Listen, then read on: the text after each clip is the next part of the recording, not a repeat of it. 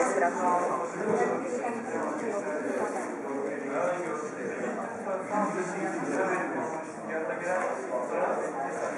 good morning, and welcome to the session. We have in total 3 presentations. Our first presenters are Burcu Türk and Cem Yener. Burcu Türk is a graduate of Mersin University, the English Linguistics Department, and Cem Yener is a graduate of Atatürk University, Department of English Language and Literature. Burcu Türk works as an instructor of English at Zonguldak Kayalıbaşı University, and Cem Yener works at Gümüşhane University, again as an instructor of English.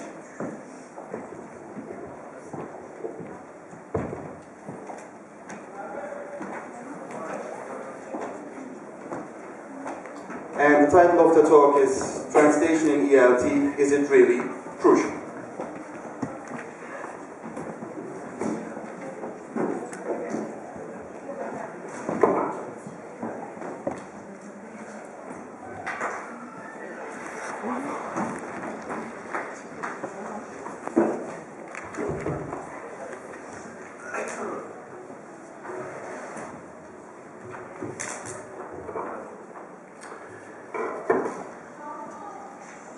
Thank you. Translation has been one of the most important knowledge transfer mechanisms in the history of world heritage development.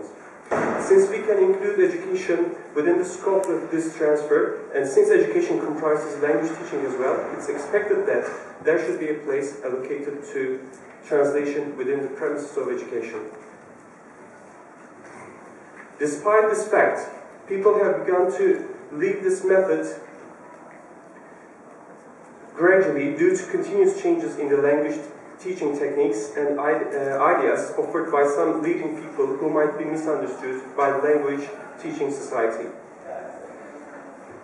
We will not thoroughly focus on what translation is in this presentation, but on the importance of it in language teaching and talk about its position, especially in English language teaching, since nearly all the participants who attended this conference are a part of it one way or the other. So, whatever mentioned here will also be used for teaching other languages as well. Throughout the presentation, some terminology will be provided for people who are not very familiar with the English language teaching. Before we start, we would like to talk about the origin of translation and where the need for it comes from. But prior to that, let's talk about what it means briefly. What is translation? The word translation comes from the Latin combination of 2 terms, trans and latum. Trans means across and latum means to carry. As far as the meaning of it is concerned, it can be said that translation is the restatement of the forms of one language in another. Another explanation to it can be provided as a chief means of exchanging information between different language communities. In the previous explanation, the word form connotes a variety of ways of this transfer. So, we are not only talking about oral translation or written. It comprises all forms of language productions, including art.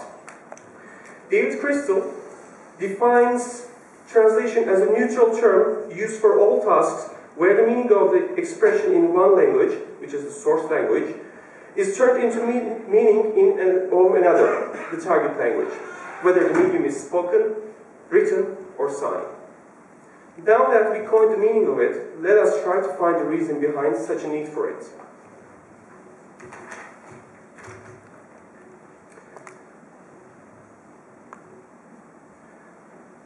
The story of the Tower of Babel.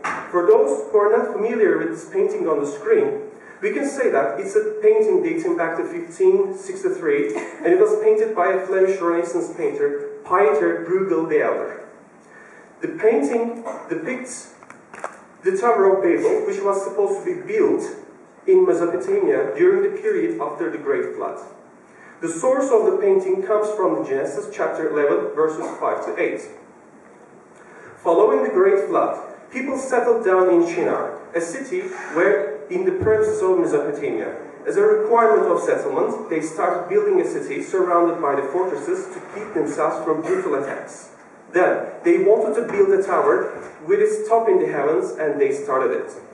At that time, people were using a single language. When God came down to earth to see what the people did, he saw their pride to build such a tower and thought that nothing could stop them from completing their job because they had no other focus. Therefore, God punished them by scattering them all around the world and confounding their languages so that they would never understand each other. The need for translation arose at that point. Since then, all mankind transferred the knowledge from one group speaking one language to another group speaking another language through translation. Therefore, on the very basis of civilization has been the concept of translation throughout the history. Depicting such an event, the painting functions as an icon for the translation departments due to the fact that it symbolizes translation. So, why do we need translation? Why do we need translation? Translation is a fundamental yet often overlooked element in life and has played a decisive part in the development of languages like English, especially by promoting the flow of ideas and the spread of literary forms in which they have been expressed. For example, Homeric poetry from ancient Greece and the Bible translated from Hebrew and Greek. We translate because we do not have a similar thing in our languages. If we had, then there would not be a need for the translation. Let's illustrate this with a clear example. Majority of intellectuals in this conference hall might have heard about who Elif Shafak is. If not, she is one of the most promising recent Turkish writers whose books have been read all around the world. But she did not start writing in English. So, in order that readers of English language can read her books, they must be translated. After the example, let's get back to where we were and say that translation takes up an important place in fostering a language. We suppose that nobody in this hall will reject the idea that English has become what it is today through translation, although it is not the only element that creates this richness by itself. Translation derives from the universal need for mediation between speakers and writers of different languages. So, translation, place of translation in history. Translation has played an important place in building up our civilization. There are two important instances that best support and exemplify what we are going to discuss. The first of them is Avicenna,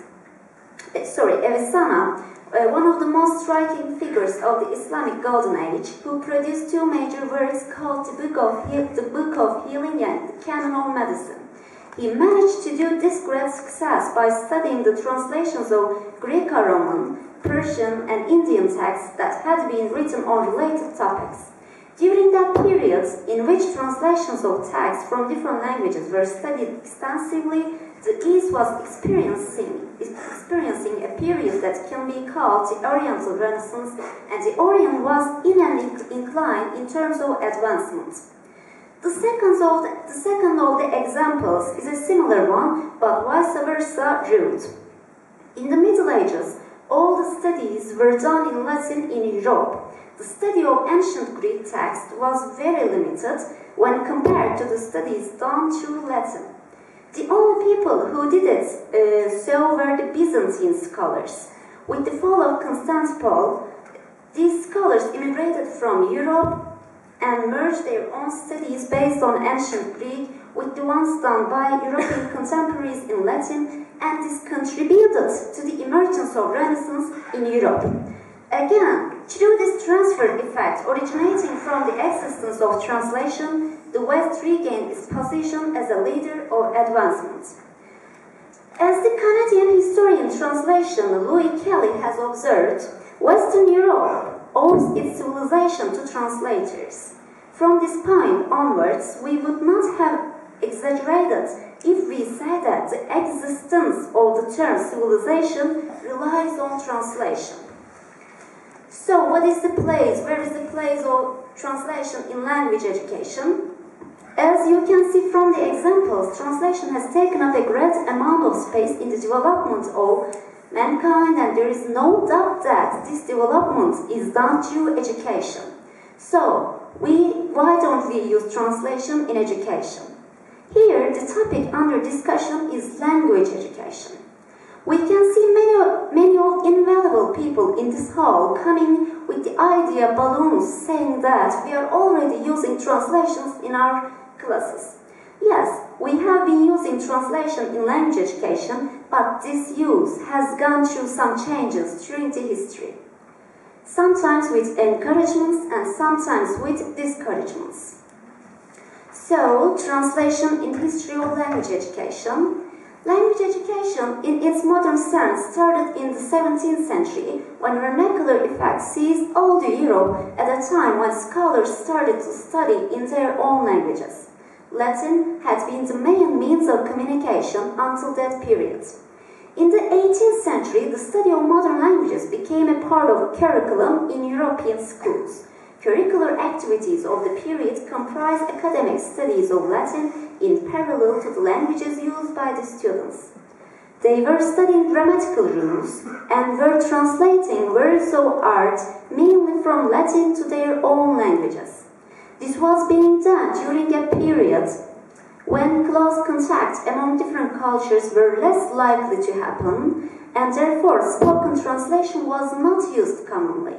Since oral work was minimal, students were expected to memorize grammatical rules and use them efficiently in the translations they were doing.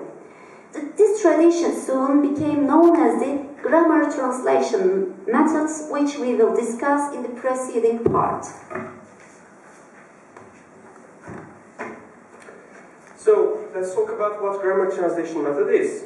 It's one of the oldest teaching methods that started in the 18th century Germany and that was used extensively until 1940s.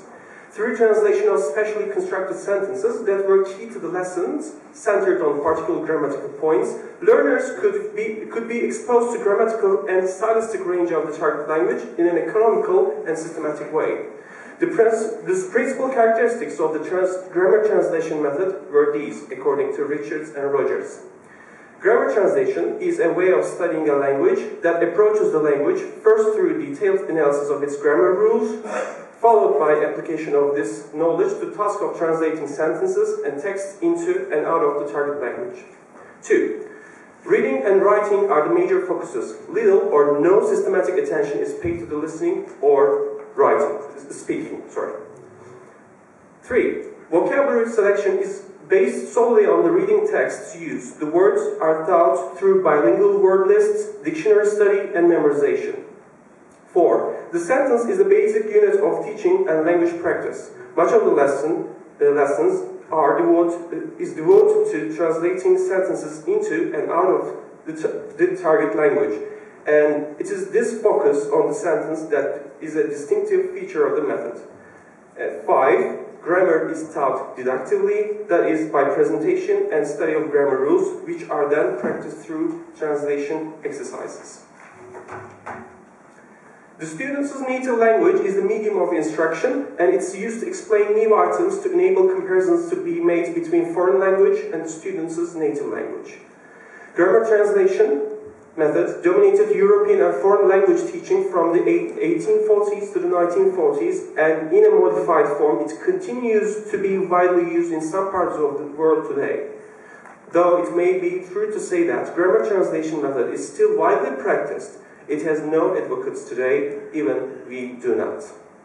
Since the approach puts the student in a passive communicator position, there started a tendency to abandon it in the 1950s. People were communicating and traveling much faster, and translation of paperwork became less important apart from official needs. So let's talk about translation today. The reason why we provide more information about grammar translation method is that it causes some problems. Grammar translation method, due to its malfunction in the past, is an avoided term. Translation, due to its malfunction in the past, is an avoided term in language today. Translation has always been confused with grammar translation approach, and therefore curriculum planners generally stay away from it. The time from 1940s to 1980s is known as the age of methods, which led to the emergence of many language teaching methods. And there emerged various and new teaching methods such as the oral approach and situational language learning, the audio-lingual methods, communicative language teaching, the natural approach, Suggestopedia, and etc. But all of them pushed translation aside. Translation today is mainly an academic field for students who enroll language and translation-related departments of universities, but now we would like to discuss ways to utilize it in language teaching.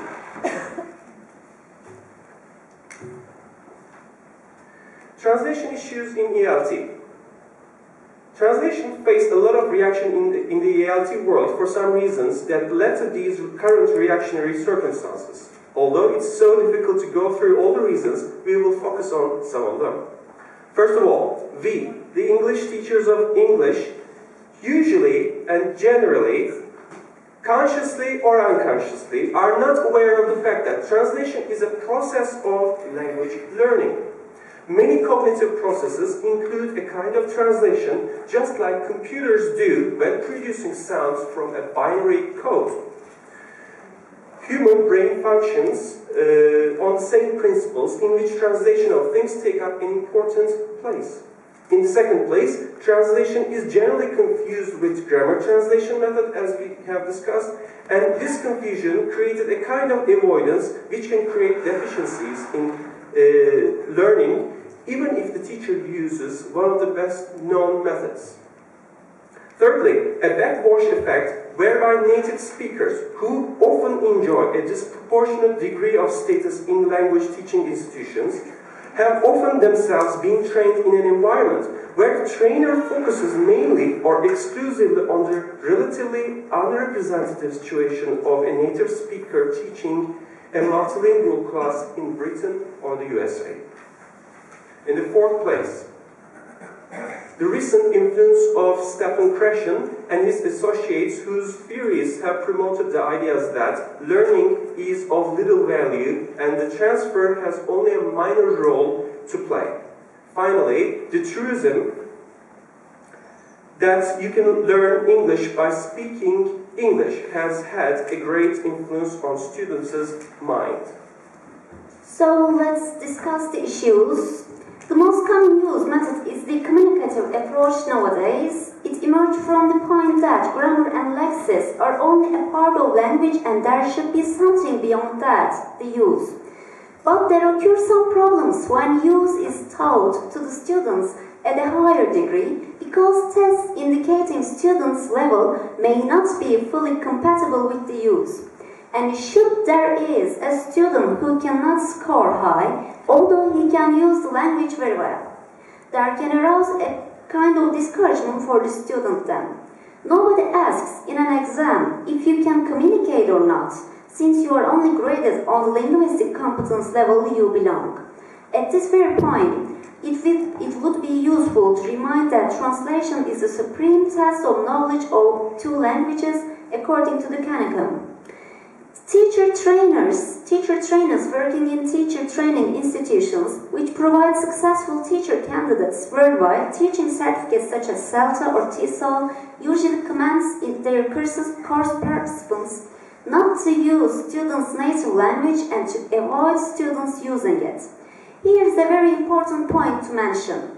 Students are not residents of newly colonized islands or hostages kept during a war. You cannot tell them not to use their own language or make use of it. You cannot ask your students to think like an English or not to think like a Turkish, for example. If you do, then the students will start thinking that they are in a war, or afterwards, when you, as a teacher, see a student doing something else when you are giving instructions, do not get angry with them.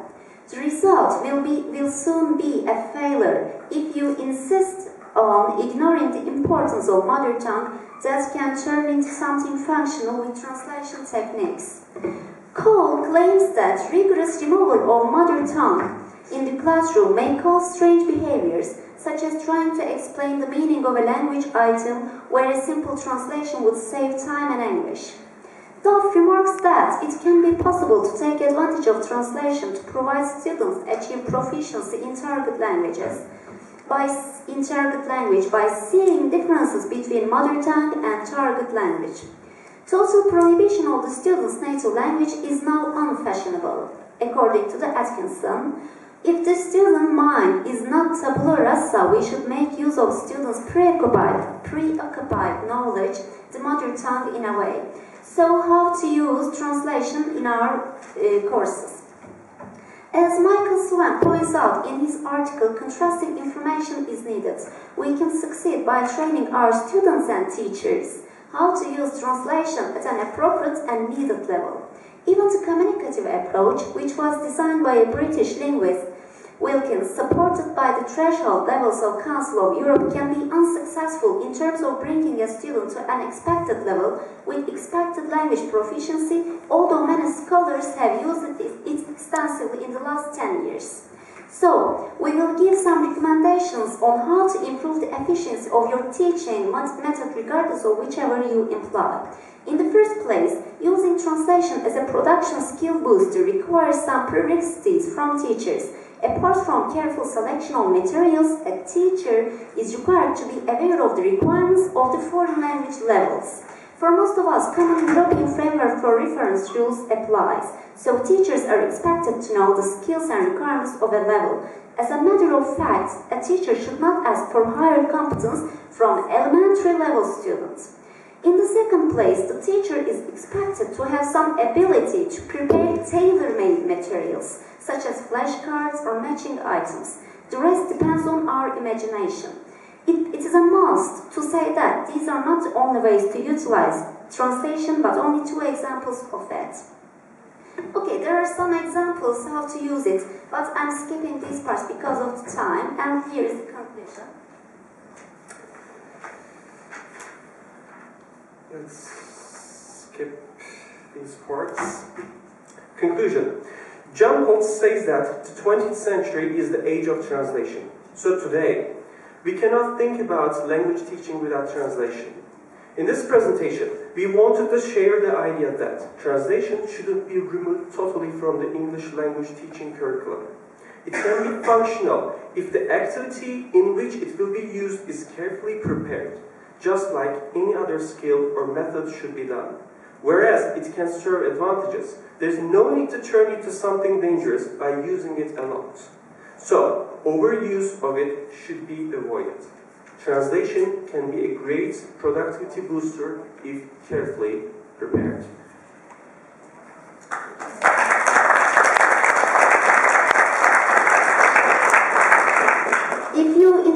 If you're interested in the examples, we can talk about it on the on-cuff break. Thank you. Thank you very much. Our next speaker is Burak Sungural, who received his BA in ELT from Hacettepe University in 2010. He is currently a postgraduate student at Gazi University and works as an instructor at Zonguldak Kayalmaz University. He also acts as an editorial assistant at Novitas Royal, which is a journal in ELT, and the title of his talk is Literature and Language Teaching.